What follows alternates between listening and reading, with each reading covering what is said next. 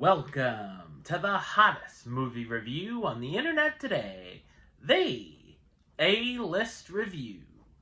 I'm your host, the Game Changer, Wes Troop, and it's time for another Viewer's Choice Pick Review.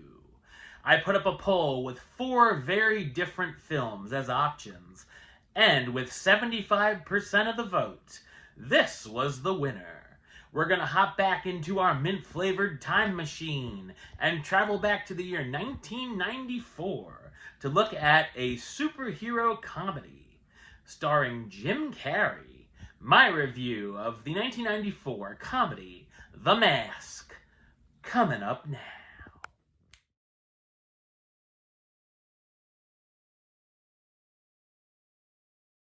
Bank clerk Stanley Ipkiss is transformed into a manic superhero when he wears a mysterious mask.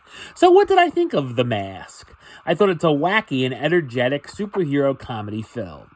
It's based on a comic book series of the same name by Michael Fallon and Mark Verheiden that was much more gory and violent. The film is directed by Chuck Russell, who's also known for directing films such as A Nightmare on Elm Street 3, Dream Warriors, The Blob, 1988, Eraser, and The Scorpion King. Being the film was released in 1994, I was surprised how good the visual effects hold up. While there are a few things that might look questionable here or there, they still work surprisingly well. Of course, one of the highlights is Jim Carrey in the role of Stanley Ipkiss and the Mask, as he plays it perfectly. I feel like the film wouldn't have been as successful or memorable with someone else in the role. Ipkiss is down on his luck and constantly taken advantage of by others. However, things begin to change as he finds the ancient wooden mask and puts it on, transforming him into a zany green-faced trickster, known as The Mask. It makes sense that Ipkiss loves old-school cartoons, such as Looney Tunes, as he becomes a walking, talking cartoon himself. Carrey also gives us endless impressions and memorable lines. Many of the jokes are delivered in rapid-fire succession and hit at a very good ratio. I found myself laughing out loud at much of the material. Stanley ends up meeting and falling for a nightclub singer named Tina, although he doesn't realize she's involved with a group of gangsters. The villains here do feel very generic and underdeveloped, including Dorian, Tina's boyfriend who's looking to overthrow his superior. Of course, there's a portion where Dorian puts on the mask, and I feel they could have done a lot more interesting things with it than what we get. I also didn't love the best friend character of Charlie, as the chemistry between him and Stanley is off and awkward. The story does have a couple of surprising twists along the way. The film also explores key themes of fantasy and desire, as well as the power within, as the mask gives Stanley the confidence he needs. I also loved Milo, Stanley's dog, who gets him in and out of some wild situations, and his stunt work is fantastic. The soundtrack is spectacular, featuring a blend of swing music, along with R&B, which somehow works well.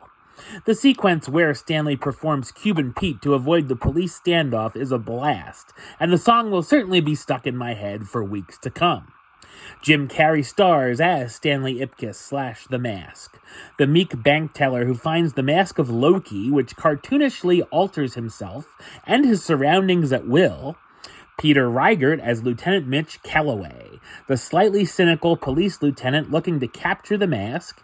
Peter Green as Dorian Tyrell, the rogue mafia officer looking to overthrow his boss, and Cameron Diaz in her film debut as Tina Carloyle, Tyrell's glamorous girlfriend who begins being courted by Stanley.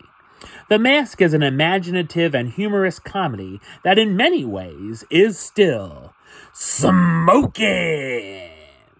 Number-wise, I'm going to give it a 7 out of 10, which gives it the A-list rating of Do It. Alright, well, that's the show. I'll be back with another review very soon. But until then, don't forget to like, comment, and subscribe right here on YouTube. youtube.com/westside515. Like the show on Facebook, facebook.com/WestTroopAlist. And of course, you can follow me on the Instagram and Letterboxd at Wes A List. Until next time, Troop out.